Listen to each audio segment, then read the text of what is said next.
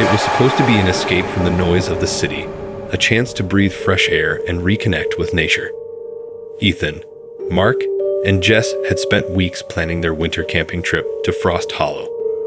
The name itself carried an eerie charm, but none of them were deterred.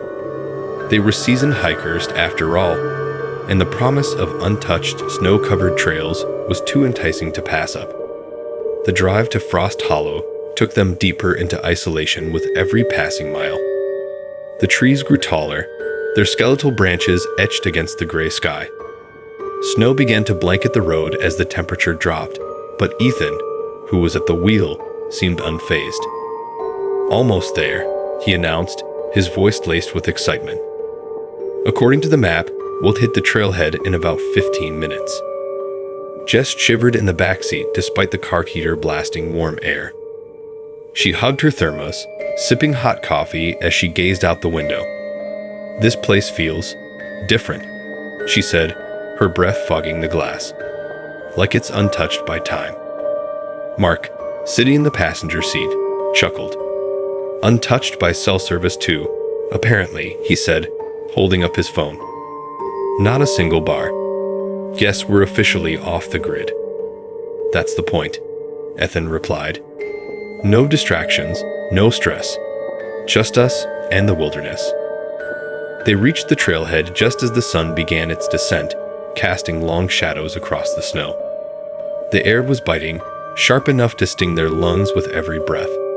They unloaded their gear quickly, eager to set up camp before darkness fell. The trail was marked by faint wooden signs, barely visible beneath the snow. It led them deeper into the forest, where silence reigned, broken only by the crunch of their boots and the occasional rustle of wind through the trees.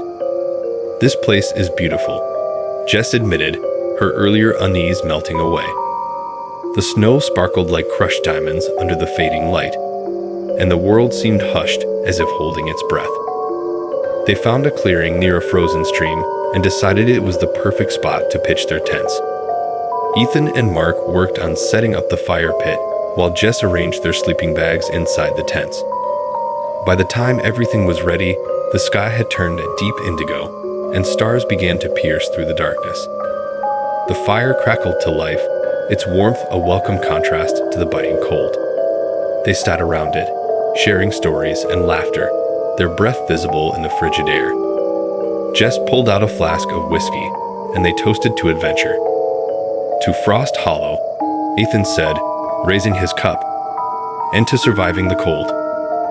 Laughter echoed into the night, carried away by the wind. But as the hours stretched on and the fire began to die down, the forest seemed to grow heavier, its silence more oppressive. Jess was the first to notice it. "Did you hear that?" she asked, her voice barely above a whisper. Ethan and Mark exchanged a glance. "Hear what?" Ethan asked. "I don't know. It sounded like a whistle. Faint, but definitely there." Jess's eyes darted toward the darkness beyond the firelight. Mark smirked. "Probably the wind. Or maybe it's the Frost Hollow ghost coming to get us." He wiggled his fingers dramatically, earning an eye roll from Jess. But the sound came again, a low, mournful whistle that seemed to weave through the trees. This time, even Mark's smirk faded. "Okay, that's weird," Ethan admitted, standing up. He shone his flashlight toward the forest, its beam slicing through the dark. The trees loomed like sentinels, their branches creaking softly in the wind. "Probably just the wind," Mark repeated, though his voice lacked conviction. They tried to shake off the unease and retreated to their tents for the night. The wind howled outside, rattling the fabric, but it wasn't enough to drown out the occasional whistle that seemed to come closer with each passing hour. Jess lay awake, her eyes fixed on the tent ceiling. Her heart raced every time she heard the sound, a melody that seemed almost deliberate. She reached for her flashlight, her fingers trembling slightly, and clicked it on. "Ethan," she called out softly, but there was no response. Just the whistle, haunting and incessant. Unable to bear it any longer, she unzipped the tent and stepped out into the freezing night. The forest was bathed in silver light from the full moon, casting eerie shadows across the snow. Jess's breath formed clouds as she turned in circles, her flashlight scanning the trees. "Hello," she called out, her voice trembling. No answer. Just the whistle, now louder, echoing through the stillness. And then she saw them, footprints in the snow. Not hers, not Ethan's, not Mark's. They were small, almost childlike, and they led away from the campsite toward the deeper woods. Her heart pounded as she followed them, the flashlight's beam trembling in her hand. The whistling grew louder, more distinct, and with it came a sense of dread so profound it made her knees weak. She wanted to turn back, to run to the safety of her tent, but something compelled her to keep moving.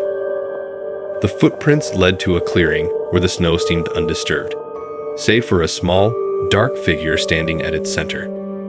Jess froze, her breath catching in her throat. The figure turned slowly, revealing hollow eyes that seemed to pierce straight through her. The whistle stopped, and then everything went black. The drive to Frost Hollow took them deeper into isolation with every passing mile. The trees grew taller, their skeletal branches etched against the gray sky.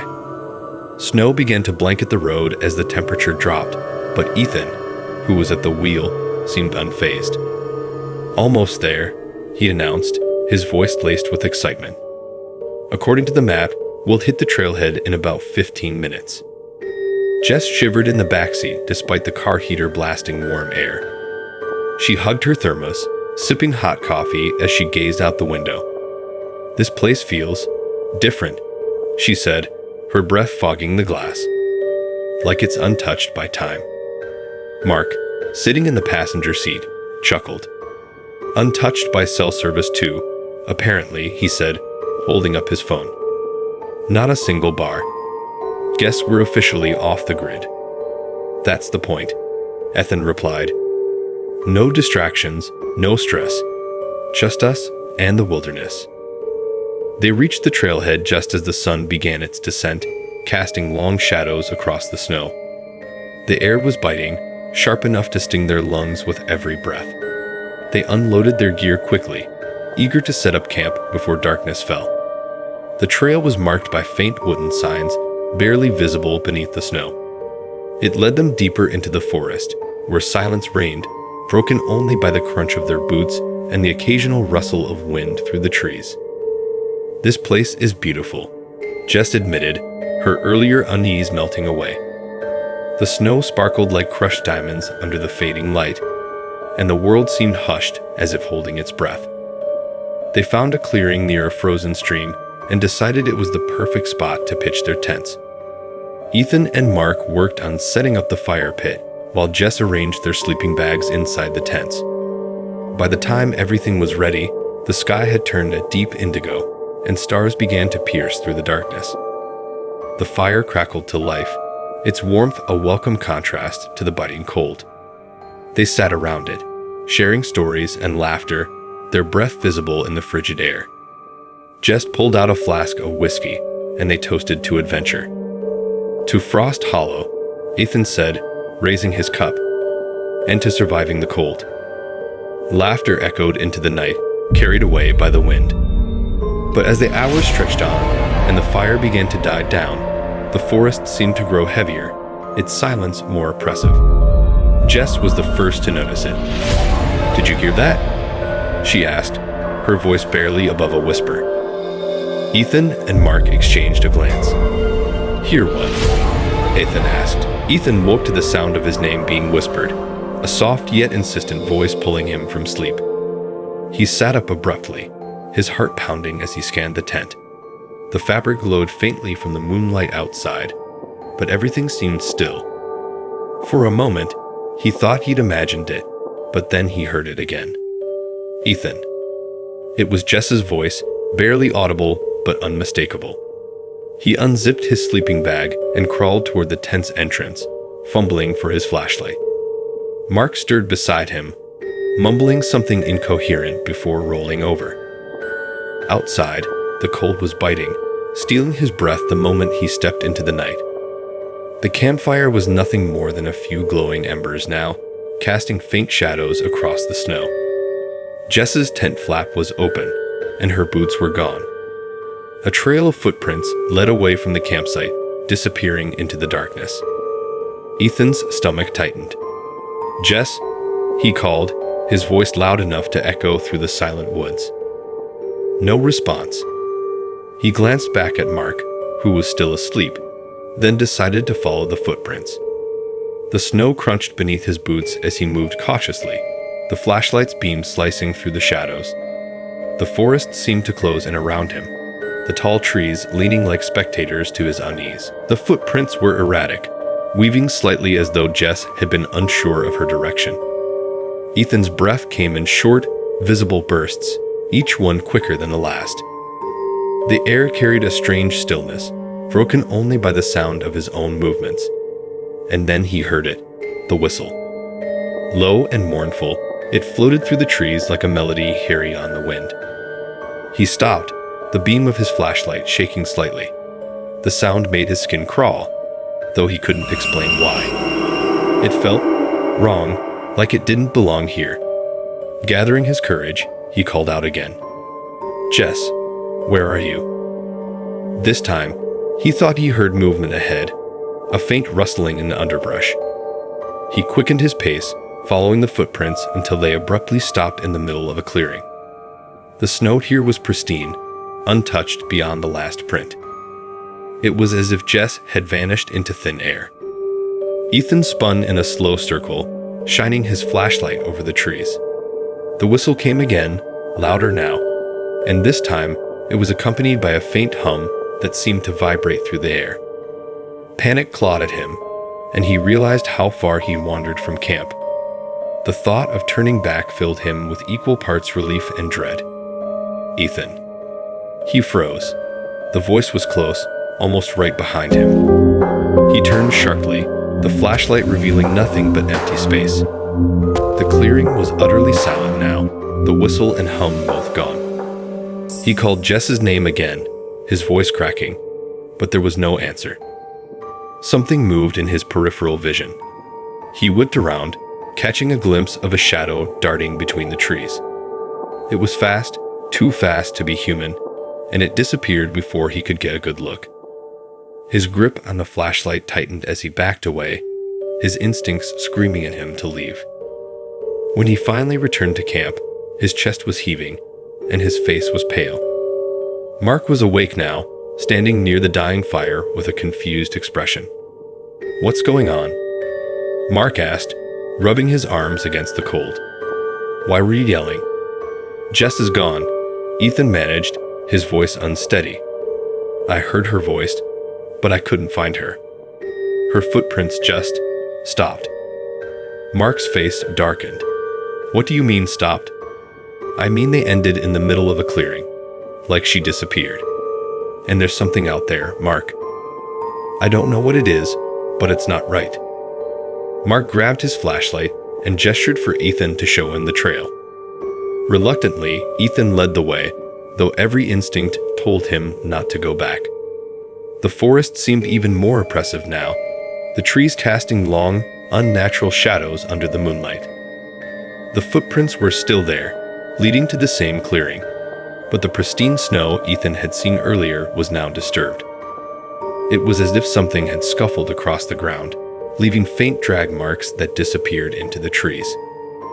Mark crouched, examining the disturbed snow. "These don't look like animal tracks," he muttered. "It's like something heavy was dragged, but there are no boot prints leading away." "I told you, it doesn't make sense," Ethan said, his voice edged with frustration and fear. "We need to go back to camp and figure out what to do." Mark stood, his expression grim. "We're not leaving without Jess." As they turned to head back, the whistle returned. It was louder this time, almost deafening, and it seemed to come from every direction. Ethan and Mark froze, their flashlights darting wildly over the trees. The sound vibrated through their chests, making it hard to think, hard to breathe. And then, as suddenly as it started, it stopped.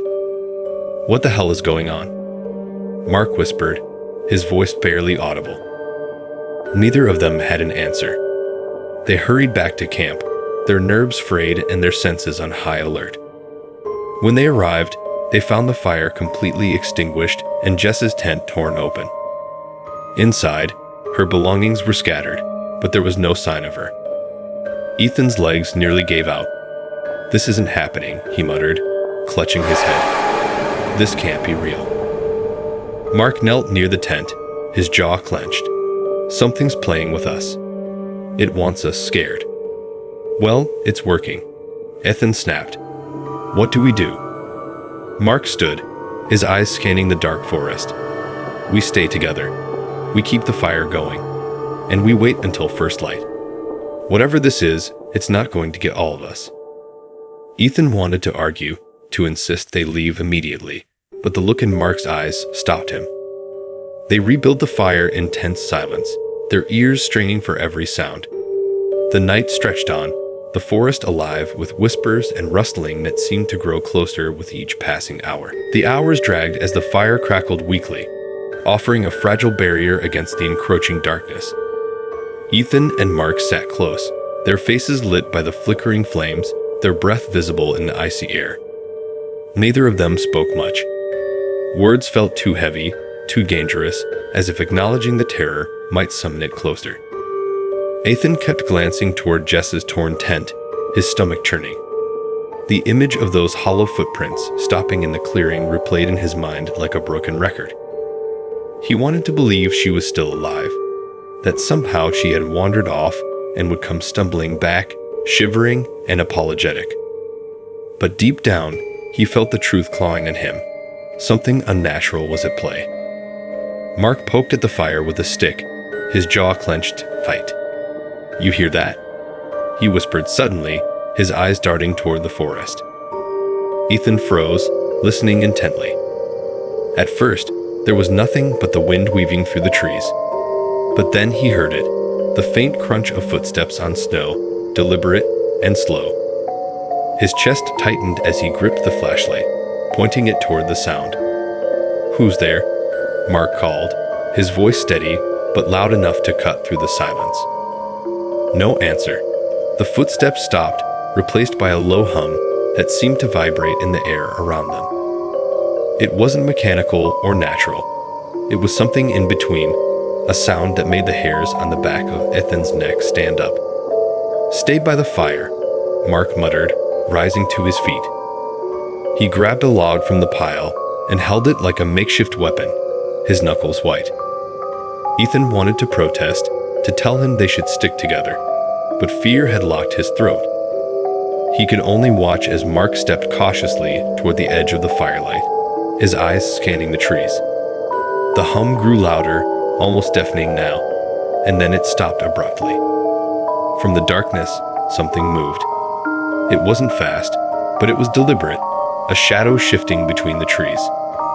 Mark swung the log, the motion jerky and desperate, but the thing stayed just out of reach, circling the camp like a predator. Ethan could barely breathe as he pointed his flashlight, the beam catching fleeting glimpses of something. It was tall and thin, its limbs unnaturally long, and its face was wrong, hollow and featureless, as if it had been carved from the very darkness surrounding it. Mark staggered back toward the fire, his eyes wide. "Get the fire higher," he barked, dropping the log and grabbing for the pile of kindling. "Now." Ethan scrambled to comply, his hands trembling as he fed the flames. Sparks flew upward, and the fire roared to life, casting an angry glow that seemed to push the shadows back. The creature stopped at the edge of the light, swaying slightly as if testing the boundary. "What the hell is that?" Ethan whispered, his voice barely audible. "I don't know," Mark replied, his voice tight. "But it doesn't like the fire. We keep it burning, no matter what." For a moment, it seemed to work. The creature retreated, fading into the darkness, and the oppressive hum vanished. But the reprieve was short-lived. The whistle returned, sharp and chilling, coming from multiple directions at once. It was joined by more footsteps, faster and heavier, as if the forest itself had come alive. Ethan's mind raced. There's more than one, he realized aloud, his voice trembling. Mark didn't respond. His focus was on the fire, feeding it desperately as the shadows around them began to shift. Figures emerged from the darkness, each one as twisted and unnatural as the first.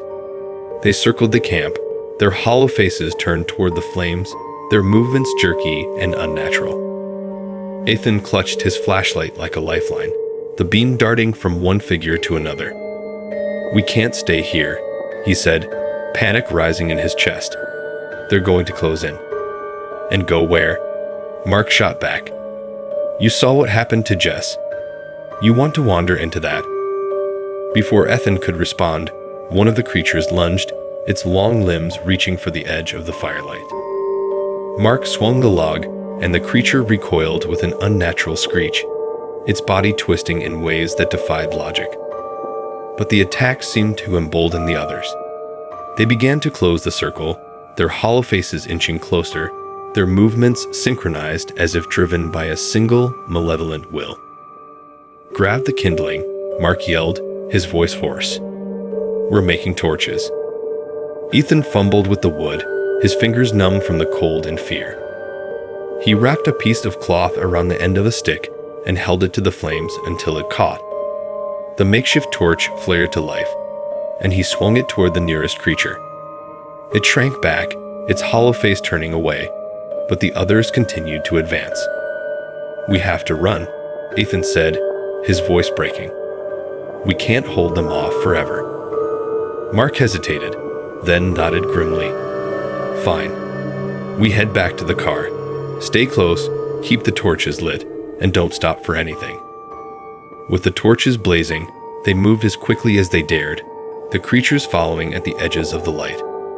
The trail back to the car seemed impossibly long, each step a battle against the biting cold and the terror nipping at their heels. The whistling grew louder, almost mocking, as if the forest itself was taunting their escape. When they finally broke through the tree line and saw the faint outline of the car, relief flooded Ethan's chest. But the creatures didn't stop. They lingered at the edge of the woods, their hollow faces watching as Ethan and Mark scrambled into the vehicle. The engine roared to life, and Ethan didn't wait for Mark to buckle his seatbelt before flooring the gas. The tires spun briefly on the icy ground before catching, and the car lurched forward. As they sped away, Ethan glanced in the rearview mirror and saw the creatures standing in the road, their dark forms silhouetted against the snow. They didn't follow. Instead, they simply watched, their hollow faces expressionless, but filled with a malevolence that made Ethan's skin crawl. The whistle faded as the car put more distance between them and Frost Hollow. But the unease lingered, a weight neither of them could shake. Hours later, when they finally reached the edge of civilization, Ethan pulled over, his hands gripping the steering wheel so tightly his knuckles were white. Mark stared straight ahead, his face pale and drawn. "What the hell just happened?" Ethan whispered, his voice trembling. Mark didn't answer. He simply shook his head, his eyes haunted. Whatever they had encountered in Frost Hollow, it wasn't something they could explain, and it wasn't something they would ever forget.